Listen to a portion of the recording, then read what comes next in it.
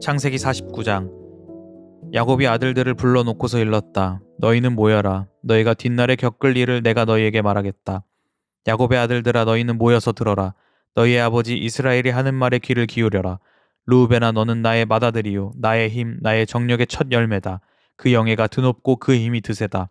그러나 거친 파도와 같으므로, 또 내가 아버지의 침상에 올라와서 내 아버지의 침상을 더럽혔으므로 내가 으뜸이 되지는 못할 것이다. 시므온과 레이는 단짝 형제다. 그들이 휘두르는 칼은 난폭한 무기다. 나는 그들의 비밀 회담에 들어가지 않으며 그들의 회의에 끼어들지 않을 것이다. 그들은 화가 난다고 사람을 죽이고 장난삼아 소의 발목 힘줄을 끊었다. 그 노여움이 혹독하고 그 분노가 맹렬하니 저주를 받을 것이다. 그들을 야곱 자손 사이에 분산시키고 이스라엘 백성 사이에 흩어버릴 것이다. 유다야, 너의 형제들이 너를 찬양할 것이다. 너는 원수의 멱살을 잡을 것이다. 너의 아버지의 아들들이 내 앞에 무릎을 꿇을 것이다. 유다야, 너는 사자 새끼 같을 것이다. 나의 아들아, 너는 움킨 것을 찢어먹고 굴로 되돌아갈 것이다. 엎드리고 웅크리는 모양이 수사자 같기도 하고 암사자 같기도 하니 누가 감히 범할 수 있으랴. 임금의 지휘봉이 유다를 떠나지 않고 통치자의 지휘봉이 자손 만대에까지 이를 것이다. 권능으로 그 자리에 앉을 분이 오시면 만민이 그에게 순종할 것이다. 그는 나귀를 포도나무에 매며 그 암나귀 새끼를 가장 좋은 포도나무 가지에 맬 것이다. 그는 옷을 포도주에다 빨며 그 겉옷은 포도의 붉은 즙으로 빨 것이다. 그의 눈은 포도주 빛보다 진하고 그의 이는 우유 빛보다 휠 것이다. 수불로는 바닷가에 살며 그 해변은 배가 정박하는 항구가 될 것이다. 그의 영토는 시도네까지 이를 것이다. 이사갈은 안장 사이에 웅크린 뼈만 남은 나귀 같을 것이다. 살기에 편한 것을 보거나 안락한 땅을 만나면 어깨를 들이밀어서 짐이나 지고 압제를 받으며 섬기는 노예가 될 것이다. 다는 이스라엘의 한 지파 구실을 톡톡히 하여 백성을 정의로 다스릴 것이다. 다른 길가에 숨은 뱀 같고 오솔길에서 기다리는 독사 같아서 말발굽을 물어 말에 탄 사람을 뒤로 떨어뜨릴 것이다. 주님, 제가 주님의 구원을 기다립니다. 갓은 적군의 공격을 받을 것이다. 마침내 적군의 뒤통수를 칠 것이다.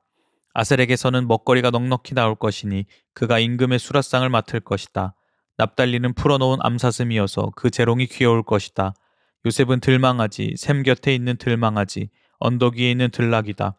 사수들이 잔인하게 활을 쏘며 달려들어도, 사수들이 적개심을 품고서 그를 관역으로 삼아도 요셉의 활은 그보다 튼튼하고 그의 팔에는 힘이 넘친다. 야곱이 섬기는 전능하신 분의 능력이 그와 함께 하시고 목자이신 이스라엘의 반석께서 그와 함께 계시고 너의 조상의 하나님이 너를 도우시고 전능하신 분께서 너에게 복을 베푸시기 때문이다. 위로 하늘에서 내리는 복과 아래로 깊은 샘에서 솟아오르는 복과 젖가슴에서 흐르는 복과 태에서 잉태되는 복을 베푸실 것이다. 너의 아버지가 받은 복은 태고적 산맥이 받은 복보다 더 크며 영원한 언덕이 받은 풍성함보다도 더 크다. 이 모든 복이 요셉에게로 돌아가며 형제들 가운데서 으뜸이 된 사람에게 돌아갈 것이다. 베냐민은 물어뜯는 일이다. 아침에는 빼앗은 것을 삼키고 저녁에는 움킨 것을 나눌 것이다. 이들은 모두 이스라엘의 12지파이다. 이것은 그들의 아버지가 그들을 축복할 때의 한 말이다. 그는 아들 하나하나에게 알맞게 축복하였다. 야곱이 아들들에게 일렀다. 나는 곧 세상을 떠나서 나의 조상들에게로 돌아간다.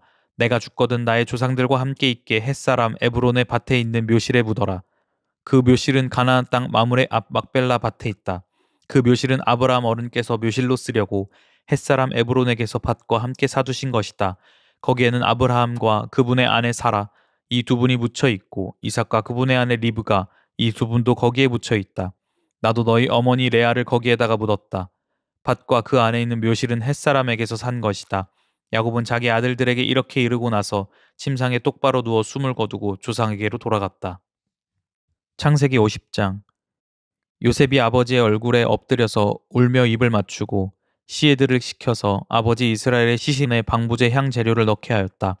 시으들이 방부제 향 재료를 넣는데 꼬박 40일이 걸렸다. 시신이 썩지 않도록 향 재료를 넣는 데는 이만큼 시간이 걸린다. 그리고 이집트 사람들이 그의 죽음을 애도하며 70일을 곡하였다. 곡하는 기간이 지나니 요셉이 바로의 궁에 알렸다. 그대들이 나를 너그럽게 본다면 나를 대신하여 바로께 말씀을 전해주시오. 우리 아버지가 운명하시면서 내가 죽거든 내가 가나안 땅에다가 준비하여 둔 묘실이 있으니 거기에 나를 묻어라 하시고 우리 아버지가 나에게 맹세하라고 하셔서 내가 그렇게 하겠다고 맹세하였소. 내가 올라가서 아버지를 장사 지내고 올 수 있도록 허락을 받아주시오.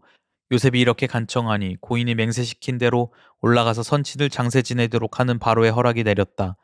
요셉이 자기 아버지를 묻으러 올라갈 때에 바로의 모든 신하와 그 궁에 있는 원로들과 이집트 온 나라에 있는 모든 원로와 요셉의 온 집안과 그 형제들과 아버지의 집안 사람이 그들에게 딸린 어린아이들과 양떼와 소떼는 고센 땅에 남겨둔 채로 요셉과 함께 올라가고 거기에다 병거와 기병까지 요셉을 호위하며 올라가니 그 굉장한 상여 행렬이 볼만하였다.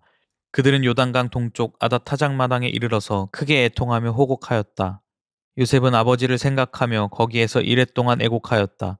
그들이 타작마당에서 그렇게 애곡하는 것을 보고 그 지방에 사는 가나안 사람들이 이집트 사람들이 이렇게 크게 애곡하고 있구나 하면서 그곳 이름을 아벨 미스라임이라고 하였으니 그곳은 요단강 동쪽이다. 야곱의 아들들은 아버지가 명령한 대로 하였다. 아들들이 아버지의 시신을 가나안 땅으로 모셔다가 마물의 앞 막벨라 밭에 있는 굴에 장사하였다. 그 굴과 거기에 딸린 밭은 아브라함이 묘자리로 쓰려고 햇사람 에브론에게서 사둔 곳이다. 요셉은 아버지의 장례를 치르고 난 다음에 그의 아버지를 장사 지내려고 그와 함께 갔던 형제들과 다른 모든 사람들을 데리고 이집트로 돌아왔다. 요셉의 형제들은 아버지를 여의고 나서 요셉이 자기들을 미워하여 그들에게서 당한 온갖 억울함을 안 갚음하면 어찌하나 하는 생각이 들어서 요셉에게 전가를 보냈다. 아버지께서 돌아가시기 전에 남기신 유언이 있습니다. 아우님에게 전하라고 하시면서 너의 형들이 너에게 몹쓸 일을 저질렀지만 이제 이 아버지는 내가 형들의 허물과 죄를 용서하여 주기를 바란다 하셨습니다. 그러니 아우님은 우리 아버지께서 섬기신 그 하나님의 종들인 우리가 지은 죄를 용서하여 주시기 바랍니다. 요셉은 이 말을 전해 듣고서 울었다. 곧 이어서 요셉의 형들이 직접 와서 요셉 앞에 엎드려서 말하였다. 우리는 아우님의 종입니다. 요셉이 그들에게 말하였다. 두려워하지 마십시오. 내가 하나님을 대신하기라도 하겠습니까? 형님들은 나를 해치려고 하였지만 하나님은 오히려 그것을 선하게 바꾸셔서 오늘과 같이 수많은 사람의 생명을 구원하셨습니다. 그러니 형님들은 두려워하지 마십시오. 내가 형님들을 모시고 형님들의 자식들을 돌보겠습니다. 이렇게 요셉은 그들을 간곡한 말로 위로하였다. 요셉이 아버지의 집안과 함께 이집트에 머물렀다. 요셉은 100년하고도 10년을 더 살면서 에브라임의 자손 3대를 보았고 므낫세의 아들 마길에게서 태어난 아이들까지도 요셉이 자기의 자식으로 길렀다. 요셉이 자기 친족들에게 말하였다. 나는 곧 죽는다. 그러나 하나님께서 반드시 너희를 돌보시고 너희를 이 땅에서 인도하여 내셔서 아브라함과 이삭과 야곱에게 맹세하신 땅에 이르게 하실 것이다. 요셉은 이스라엘 자손에게 맹세를 시키면서 일렀다. 하나님께서 반드시 너희를 돌보실 날이 온다. 그때에 너희는 나의 뼈를 이곳에서 옮겨서 그리로 가지고 가야 한다. 요셉이 110살에 세상을 떠나니 사람들은 그의 시신에 방부제 향재료를 넣은 다음에 이집트에서 그를 입건하였다. 아멘.